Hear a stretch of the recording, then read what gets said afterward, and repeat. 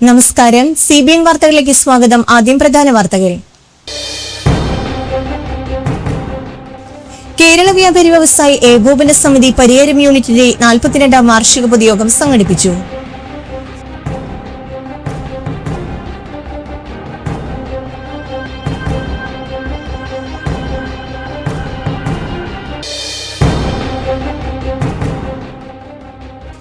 Paliyekkara toll പ്ലാസയിൽ 90 gram MDMA-യുമായി 2 യുവാക്കൾ പിടിയിൽ.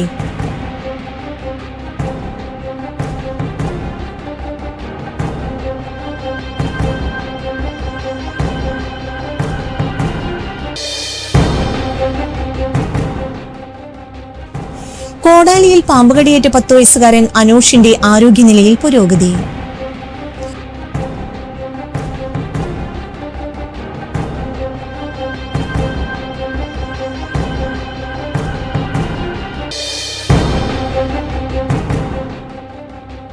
അവിശ്വാസികൾ വിശ്വാസികളുടെ യുക്തി ചോദ്യം ചെയ്യേണ്ടതില്ലെന്ന് സുപ്രീംകോടതി.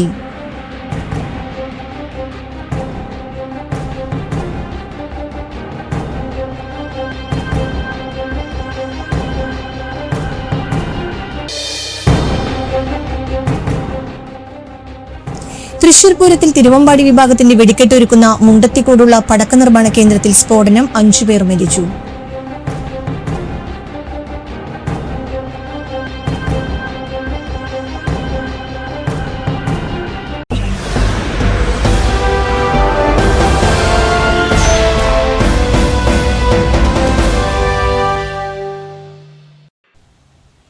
വാർത്തകൾ വിശദമായി.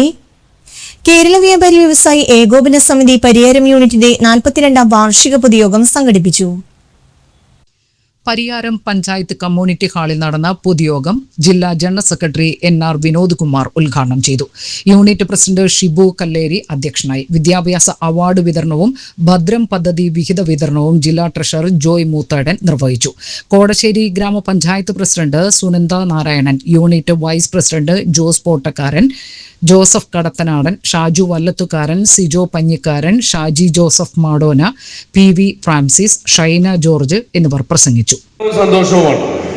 പരിയാരത്തേക്ക് കടന്നു വരുമ്പോൾ വ്യാപാരി വ്യവസായി ഏകോപന സമിതി തൃശൂർ ജില്ലയിൽ ഏറ്റവും ശക്തമായി പ്രവർത്തിക്കുന്ന ചാലക്കുടി നിയോജകമണ്ഡലത്തിന്റെ ഏറ്റവും ശ്രദ്ധേയമായ പ്രവർത്തനം കാഴ്ചവെക്കുന്ന യൂണിറ്റാണ് നമ്മുടെ യൂണിറ്റ്, പരിയാരം യൂണിറ്റ് എന്ന് പറയാൻ എനിക്ക് അഭിമാനമുണ്ട്. നിങ്ങളെ അഭിനന്ദിക്കാൻ ഈ അവസരം ഉപയോഗപ്പെടുത്തുകയാണ്. വല്ലാത്ത സുന്ദരമായ ഒരു കാലഘട്ടത്തിലൂടെ വ്യാപാരി സമൂഹം മുന്നോട്ട് പോവുകയാണ്. എന്തുകൊണ്ടാണ് സുന്ദരമായൊരു കാലഘട്ടം ഞാൻ പറയുന്നത്? നമ്മളൊരു 14 വർഷക്കാലം മുമ്പ് പാലിയേക്കര ടോൾ പ്ലാസയിൽ 90 ഗ്രാം MDMA-യുമായി 2 യുവാക്കൾ പിടിയിൽ. ബാംഗ്ലൂരിൽ നിന്നും വരികയായിരുന്ന സ്വകാര്യ ബസ്സിൽ നിന്നും ഇറങ്ങിയ ഇരുവരെയും വളഞ്ഞിട്ട് പിടികൂടുകയായിരുന്നു. രഹസ്യ വിവരം ലഭിച്ചതിനെ തുടർന്നായിരുന്നു പരിശോധന. കൊടുങ്ങല്ലൂർ സ്വദേശി കുന്നത്ത് ചെത്തിപ്പാടത്ത് വീട്ടിൽ 26 വയസ്സുള്ള അഫ്നാൻ, കുന്നംകുളം മേത്തല സ്വദേശി വേണാട്ട് വീട്ടിൽ 28 വയസ്സുള്ള ഷൈൻ എന്നിവരാണ് പിടിയിലായത്. ബാംഗ്ലൂരിൽ നിന്ന് ആലുവയിലേക്ക് വരികയായിരുന്ന സ്വകാര്യ ബസ്സിലാണ് പ്രതികൾ ലഹരി മരുന്ന് കടത്തിയിരുന്നത്. പാലിയേക്കര ടോൾ പ്ലാസയിൽ വെച്ച് ബസ് ഇറങ്ങിയ പ്രതികളെ പോലീസ് സംഘം വളഞ്ഞിട്ട് പിടികൂടുകയായിരുന്നു. ഇവരുടെ പക്കൽ നിന്നും 90 ഗ്രാം MDMA കണ്ടെടുത്തു. വിപണിയിൽ ലക്ഷക്കണക്കിന് രൂപ വിലമതിക്കുന്ന അതിമാരക ലഹരി മരുന്നാണിത്. ഷൈൻ കൊടുങ്ങല്ലൂർ പോലീസ് സ്റ്റേഷൻ പരിധിയിൽ MDMA കടത്തിയ കേസിലും KSRTC ബസ് കണ്ടക്ടറെ ആക്രമിച്ച് പരിക്കേൽപ്പിച്ച ഔദ്യോഗിക കൃത്യനിർവഹണം തടസ്സപ്പെടുത്തിയ കേസിലും മനുഷ്യജീവന് അപകടം വരത്തക്ക വിധം വാഹനം ഓടിച്ച കേസിലും പ്രതിയാണ്. അഫ്നാൻ വരന്തരപ്പള്ളി പോലീസ് സ്റ്റേഷൻ പരിധിയിൽ മനുഷ്യജീവന് അപകടം വരുത്തുന്ന പ്രവൃത്തി ചെയ്ത കേസിൽ പ്രതിയാണ്.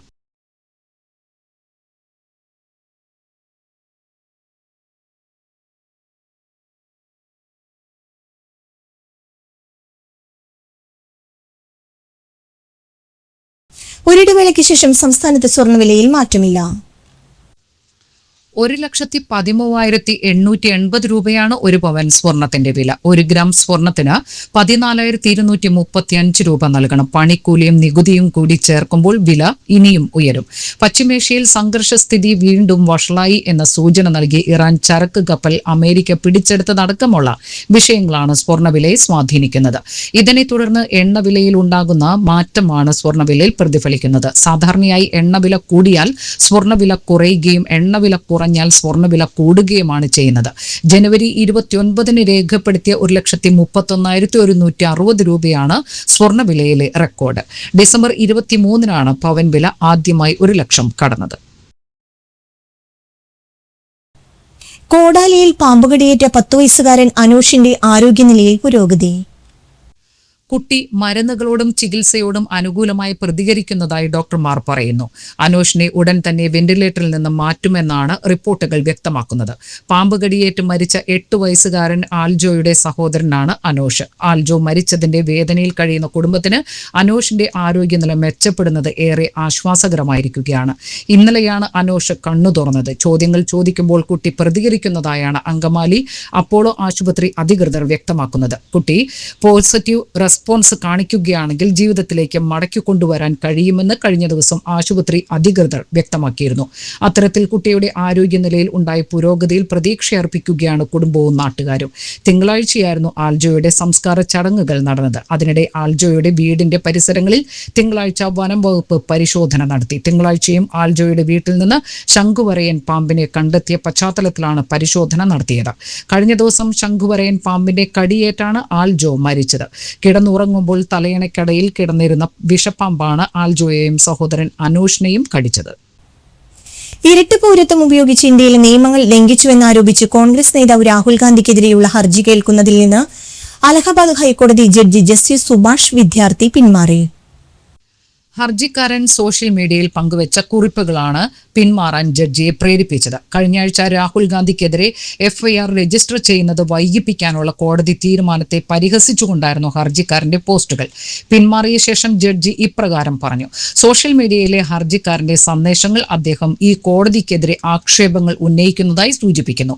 ഹർജിക്കാരന് ഈ കോടതിയിലുള്ള വിശ്വാസം നഷ്ടപ്പെട്ടിരിക്കുന്നു. ഈ സാഹചര്യത്തിൽ ഈ കേസ് ഇനിമേൽ കേൾക്കുന്നത് ഉചിതമാണെന്ന് കോടതി കരുതുന്നില്ല. ശരിയായ വിവരങ്ങൾ കോടതിക്ക് മുമ്പാകെ ഹാജരാക്കുന്നതിൽ വരുത്തിയ പിഴവ് സമ്മതിക്കുന്നതിന് പകരം തുറന്ന കോടതിയിൽ പറഞ്ഞ ഉത്തരവ് അപ്ലോഡ് ചെയ്തില്ലെന്ന് പറഞ്ഞ് ഹർജിക്കാരൻ കോടതിയെ കുറ്റപ്പെടുത്തുകയാണ് ചെയ്തതെന്ന് ജഡ്ജി നിരീക്ഷിച്ചു. കർണാടക സ്വദേശിയായ BJP പ്രവർത്തകൻ S. വിഘ്നേഷ് ശിശിരാണ് ഹർജി നൽകിയത്. രാഹുൽ ഗാന്ധിക്കെതിരെ പ്രഥമദൃഷ്ട്യാ തിരിച്ചറിയാവുന്ന കുറ്റങ്ങൾ നിലനിൽക്കുന്നതായി വെള്ളിയാഴ്ച നിരീക്ഷിച്ച ജഡ്ജി അന്വേഷണം കേന്ദ്ര ഏജൻസിക്ക് കൈമാറാൻ ഉത്തർപ്രദേശ് സർക്കാരിന് അനുമതി നൽകിയിരുന്നു. എന്നാൽ പിന്നീട് നോട്ടീസ് അയക്കുന്നതിലെ നിയമപരമായ വശങ്ങൾ ആദ്യം പരിശോധിക്കുമെന്ന് അദ്ദേഹം വ്യക്തമാക്കി. തുറന്ന കോടതിയിൽ പറഞ്ഞ ഉത്തരവ് ഒപ്പിടുന്നതിന് മുമ്പ് ഇത്തരത്തിലുള്ള വിഷയത്തിൽ കുറ്റാരോപിതന് നോട്ടീസ് അയക്കണമെന്ന് നിർബന്ധമാക്കുന്ന ഒരു കോടതി വിധി ബെഞ്ചിന്റെ ശ്രദ്ധയിൽപ്പെട്ടതിനെ തുടർന്നാണ് ജഡ്ജി നോട്ടീസ് അയക്കണമെന്ന് തീരുമാനിച്ചത്. രാഹുൽ ഗാന്ധി ഒരു ബ്രിട്ടീഷ് പൗരനാണെന്നാണ് ശിശിർ തന്റെ ഹർജിയിൽ ആരോപിക്കുന്നത്. 2003 ഓഗസ്റ്റിൽ രാഹുൽ ഗാന്ധി ബാക്കോപ്സ് ലിമിറ്റഡ് എന്ന കമ്പനി രൂപീകരിച്ചതായും 2005 2006 വാർഷിക റിട്ടേണുകളിൽ തന്റെ ദേശീയത ബ്രിട്ടീഷ് ആണെന്ന് രേഖപ്പെടുത്തിയിട്ടുണ്ടായിരുന്നുവെന്നും ഹർജിക്കാരൻ അവകാശപ്പെട്ടു. ഈ കമ്പനി 2009 ഫെബ്രുവരിയിൽ പിരിച്ചുവിട്ടിരുന്നു. ഭാരതീയ ന്യായ സംഹിത, ഔദ്യോഗിക രഹസ്യ നിയമം, ഫോറിനേഴ്സ് ആക്ട്, പാസ്പോർട്ട് ആക്ട് എന്നിവയിലെ വ്യവസ്ഥകൾ പ്രകാരം രാഹുൽ ഗാന്ധിക്കെതിരെ കേസ് എടുക്കണം എന്നാണ് ഹർജിക്കാരൻ ആവശ്യപ്പെട്ടത്. ഉത്തർപ്രദേശിലെ റായ്ബറേലിയിലുള്ള പ്രത്യേക MP MLA കോടതിയിലാണ് ആദ്യം പരാതി നൽകിയതെങ്കിലും ഹർജിക്കാരന്റെ അഭ്യർത്ഥന പ്രകാരം ഇത് പിന്നീട് ലക്നൌവിലേക്ക് മാറ്റുകയായിരുന്നു. അവിശ്വാസികൾ വിശ്വാസികളുടെ യുക്തി ചോദ്യം ചെയ്യേണ്ടതില്ലെന്ന് സുപ്രീംകോടതി. ശബരിമല യുവതി പ്രവേശന വിധിയുടെ പുനഃപരിശോധനാ വേളയിൽ ഭരണഘടനാ ബെഞ്ചിലെ അംഗമായ ജസ്റ്റിസ് VB നാഗരത്നയുടേതാണ് ഈ നിരീക്ഷണം. വിശ്വാസികൾ വിശ്വാസങ്ങളുടെ യുക്തി ചോദ്യം ചെയ്യില്ല. യുക്തി നോക്കിയല്ല വിശ്വാസികൾ ആചാരങ്ങൾ പാലിക്കുന്നത്. വിശ്വാസമില്ല എന്നതുകൊണ്ട് തന്നെ അവിശ്വാസികൾ ഇത് ചോദ്യം ചെയ്യേണ്ടതില്ലെന്നും ജസ്റ്റിസ് നാഗരത്ന നിരീക്ഷിച്ചു. സുപ്രീം കോടതിയുടെ 9-അംഗ ഭരണഘടനാ ബെഞ്ചിന് മുമ്പിൽ തന്ത്രി കണ്ഠരര് രാജീവരുടെ അഭിഭാഷകനായ V. ഗിരിയുടെ വാദമാണ് ഇന്ന് ആദ്യം നടന്നത്. ഈ വാദത്തിനിടെയാണ് ജസ്റ്റിസ് നാഗരത്നയുടെ നിരീക്ഷണം. അവിശ്വാസികൾ വിശ്വാസികളുടെയോ ആചാരങ്ങളുടെയോ യുക്തി ചോദ്യം ചെയ്യാറില്ല. കാരണം അവർ ആ വിശ്വാസത്തെ പിന്തുടരുന്നില്ല. അതുകൊണ്ട് തന്നെ വിശ്വാസികളുടെ യുക്തി ചോദ്യം ചെയ്യാനുള്ള അവകാശമില്ലെന്നും കോടതി അഭിപ്രായപ്പെട്ടു. ഒരു വിശ്വാസം, ആചാരം എന്നിവയുടെ ഭാഗമായി നിന്നുകൊണ്ട് യുക്തിക്ക് അപ്പുറത്ത് നിന്നുകൊണ്ടാണ് വിശ്വാസികൾ ആചാരങ്ങളും വിശ്വാസങ്ങളും പാലിക്കുന്നതെന്നും ജസ്റ്റിസ് നാഗരത്ന നിരീക്ഷിച്ചു. ശബരിമലയിലെ ആചാരം ഹിന്ദുമതത്തിന്റെ അവിഭാജ്യ ആചാരമായി കേരളത്തിലെ ജനങ്ങൾ കാണുന്നുവെന്ന് തന്ത്രി കണ്ഠരര് രാജീവർക്ക് വേണ്ടി ഹാജരായ അഭിഭാഷകൻ V. ഗിരി അഭിപ്രായപ്പെട്ടു. ശബരിമലയിലെ യുവതീ പ്രവേശന വിലക്ക് ഉൾപ്പെടെ സംസ്ഥാനത്തെ സ്ത്രീകൾ അടക്കം പൂർണ്ണ മനസ്സോടെ പാലിച്ചു വരുന്നുണ്ട്. ശബരിമലയിലേക്ക് പോകാതെ തന്നെ അവർ അത് പാലിക്കുന്നുണ്ടെന്നും വി ഗിരി പറഞ്ഞു. ശബരിമലയിലെ അയ്യപ്പൻ നൈഷ്ഠിക ബ്രഹ്മചാരിയാണ്. ആ വിശ്വാസത്തിന്റെയും പ്രതിഷ്ഠയുടെയും സ്വഭാവത്തിന്റെ ഭാഗമായാണ് ആചാരങ്ങൾ പാലിക്കുന്നതെന്നും തന്ത്രിയുടെ അഭിഭാഷകൻ വാദിച്ചു. വിഗ്രഹം തൊടാൻ അനുവദിക്കാത്ത സാഹചര്യത്തിൽ ഒരു വിശ്വാസിയുടെ രക്ഷയ്ക്ക് ഭരണഘടന എത്തേണ്ടതല്ലേ എന്ന് സുപ്രീം കോടതി തന്ത്രിയോട് ആരാഞ്ഞു. ഒരു ഭക്തൻ ക്ഷേത്രത്തിൽ ആരാധനയ്ക്കായി പോകുമ്പോൾ അത് പ്രതിഷ്ഠയുടെ സവിശേഷതകൾക്ക് വിരുദ്ധമാകരുത് എന്ന് തന്ത്രിയുടെ അഭിഭാഷകൻ പറഞ്ഞതിനെ തുടർന്നാണ് സുപ്രീം കോടതിയുടെ ഈ പരാമർശം ഉണ്ടായത്. കേരളത്തിലെ ശബരിമല ക്ഷേത്രം ഉൾപ്പെടെയുള്ള ആരാധനാലയങ്ങളിൽ സ്ത്രീകൾ നേരിടുന്ന വിവേചനവുമായി ബന്ധപ്പെട്ട ഹർജികളും വിവിധ മതവിഭാഗങ്ങൾ പിന്തുടരുന്ന മതസ്വാതന്ത്ര്യത്തിന് പരിധിയും വ്യാപ്തിയും സംബന്ധിച്ച കാര്യങ്ങളുമാണ് 9-അംഗ ഭരണഘടനാ ബെഞ്ച് പരിശോധിക്കുന്നത്. ചീഫ് ജസ്റ്റിസ് സൂര്യകാന്ത്, ജസ്റ്റിസുമാരായ BV Nagarathna, MM Sundaresh, Ahsanuddin Amanullah, Aravind Kumar, Augustine George Masih, Prasanna B Varale, R Mahadevan, Joymalya Bagchi എന്നിവരടങ്ങുന്ന ഭരണഘടനാ ബെഞ്ചാണ് കേസ് പരിഗണിക്കുന്നത്. സംസ്ഥാനത്ത് ചൂടിന് ശമനമില്ല. ഈ മാസം 24 വരെ വിവിധ ജില്ലകളിൽ ഉയർന്ന താപനില മുന്നറിയിപ്പുണ്ട്. പാലക്കാട് ജില്ലയിൽ 40 ഡിഗ്രി സെൽഷ്യസ് വരെയും, കൊല്ലം ജില്ലയിൽ 39 ഡിഗ്രി സെൽഷ്യസ് വരെയും, ആലപ്പുഴ, പത്തനംതിട്ട, കോട്ടയം, എറണാകുളം, തൃശൂർ, മലപ്പുറം, കോഴിക്കോട്, കണ്ണൂർ, കാസർഗോഡ് ജില്ലകളിൽ 37 ഡിഗ്രി സെൽഷ്യസ് വരെയും, തിരുവനന്തപുരം ജില്ലയിൽ 36 ഡിഗ്രി സെൽഷ്യസ് വരെയും ഉയരാൻ സാധ്യതയെന്ന് കേന്ദ്ര കാലാവസ്ഥാ വകുപ്പ് അറിയിക്കുന്നു. സാധാരണയേക്കാൾ 3 മുതൽ 4 ഡിഗ്രി സെൽഷ്യസ് വരെ ചൂട് ഉയരാനാണ് സാധ്യത. ഉയർന്ന താപനിലയും ഈർപ്പമുള്ള വായുവും കാരണം ഈ ജില്ലകളിൽ മലയോര മേഖലകളിലൊഴികെ ചൂടും അസ്വസ്ഥതയുമുള്ള കാലാവസ്ഥയ്ക്ക് സാധ്യതയുണ്ട്. പൊതുജനങ്ങൾ ജാഗ്രത പുലർത്തണം. അങ്കമാലിയിൽ വൻ കഞ്ചാവ് വേട്ട. 65 കിലോയോളം കഞ്ചാവുമായി യുവാവ് പിടിയിൽ. കാസർഗോഡ് സ്വദേശി ഹനീഫ് യൂസഫാണ് പിടിയിലായത്. അങ്കമാലി അങ്ങാടിക്കടവ് ജംഗ്ഷനിൽ ഇയാൾ സഞ്ചരിച്ച വാഹനം തടഞ്ഞു നിർത്തി പരിശോധിച്ചപ്പോഴാണ് കഞ്ചാവ് കണ്ടെത്തിയത്. അങ്കമാലി പോലീസും ഡാൻസ് ഓഫും ചേർന്ന് നടത്തിയ പരിശോധനയിലാണ് വൻ കഞ്ചാവ് വേട്ട പിടികൂടിയത്. ഒറീസയിൽ നിന്നും കാറിൽ ഒളിപ്പിച്ചു കടത്തുകയായിരുന്നു കഞ്ചാവ്. രഹസ്യവിവരത്തിന്റെ അടിസ്ഥാനത്തിൽ വാഹനം തടഞ്ഞു നിർത്തി പരിശോധിക്കുകയായിരുന്നു. കൊരട്ടി മർച്ചന്റ് അസോസിയേഷന്റെ 48ാമത് വാർഷിക പൊതുയോഗം കൊരട്ടി വ്യാപാര ഭവൻ ഹാളിൽ ജില്ലാ general secretary NR Vinod Kumar ഉദ്ഘാടനം ചെയ്തു. ജില്ലാ ട്രഷറർ ജോയ് മൂത്തടൻ മുഖ്യ അതിഥിയായിരുന്നു. യൂണിറ്റ് പ്രസിഡന്റ് ജോസഫ് അധ്യക്ഷനായി.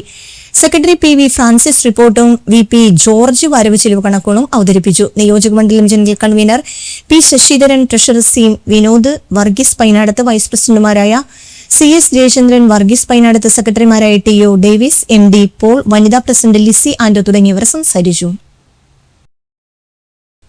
തൃശൂർ പൂരത്തിൽ തിരുവമ്പാടി വിഭാഗത്തിന്റെ വെടിക്കെട്ടൊരുക്കുന്ന മുണ്ടത്തിക്കോടുള്ള പടക്ക നിർമ്മാണ കേന്ദ്രത്തിൽ സ്ഫോടനം. 5 പേർ മരിച്ചു. 40ഓളം തൊഴിലാളികൾക്ക് പൊള്ളലേറ്റു.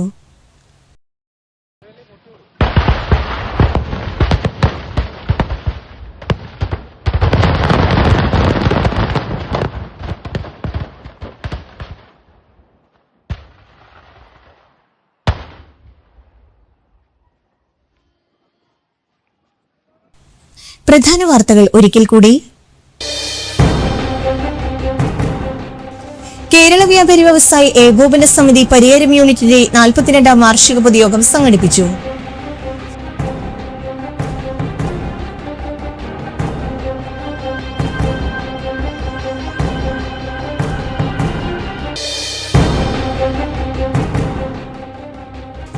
പാലിയേക്കര ടോൾ പ്ലാസയിൽ 90 ഗ്രാം MDMA-യുമായി 2 യുവാക്കൾ പിടിയിൽ.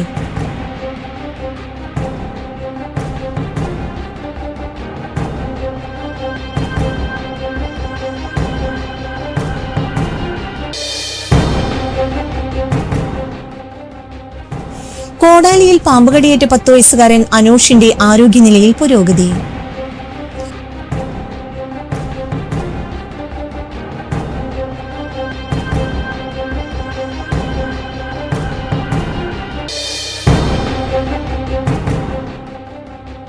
അവിശ്വാസികൾ വിശ്വാസികളുടെ യുക്തി ചോദ്യം ചെയ്യേണ്ടതില്ലെന്ന് സുപ്രീം കോടതി.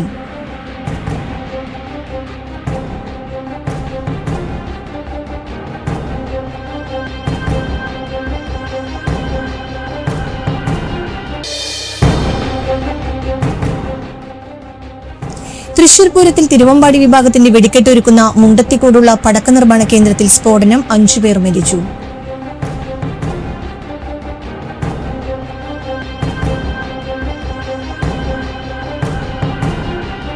ഇതോടെ ഈ വാർത്താ ബുള്ളറ്റിൻ സമാപിച്ചു. നമസ്കാരം.